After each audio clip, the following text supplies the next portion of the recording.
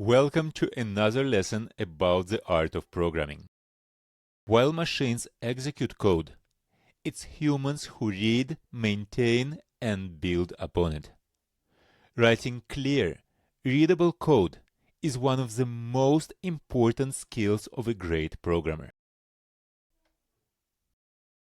The objective of this short but very important lesson is to recognize that good code is written with a human reader in mind, while also caring for that reader. We'll explore how this principle can already be applied when writing an expression.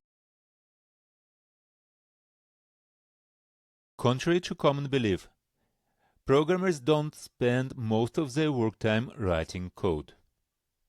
They spend most of it reading code, whether it's their own or someone else's. While the code might be correct and run fast, if it's not written with a human reader in mind, working with it can be extremely frustrating, even if it's your own code written some time ago. On the other hand, well-written code can save the reader significant time and cognitive effort. Easily understandable code is one of the defining traits of a great programmer. As Martin Fowler put it, any fool can write code that a computer can understand. Good programmers write code that humans can understand.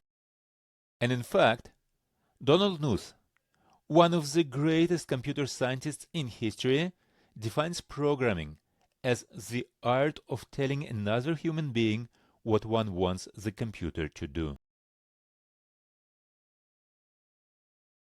Let's consider several ways of writing our program. Here is the first way. The syntax is valid, and the computer won't complain. But I think you'll agree, reading this expression is a real pain. Now, here's the second version. It's better, but everything is presented in one dense block, with no effort made to guide the reader's understanding. So, here's the third version. Notice how small changes in formatting make a big difference. Extra spaces around the multiplication operator makes the order of computation obvious. The spaces around the second plus visually separate the regular sales from the sales achieved using a different strategy. The absence of spaces around the first plus reinforces the grouping of regular sales, making it feel tighter. And the technically unnecessary parentheses are included to make the reader's work even easier.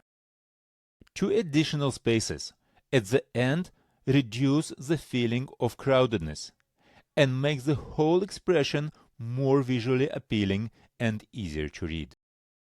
In large collaborative projects, coding standards often specify how expressions should be formatted.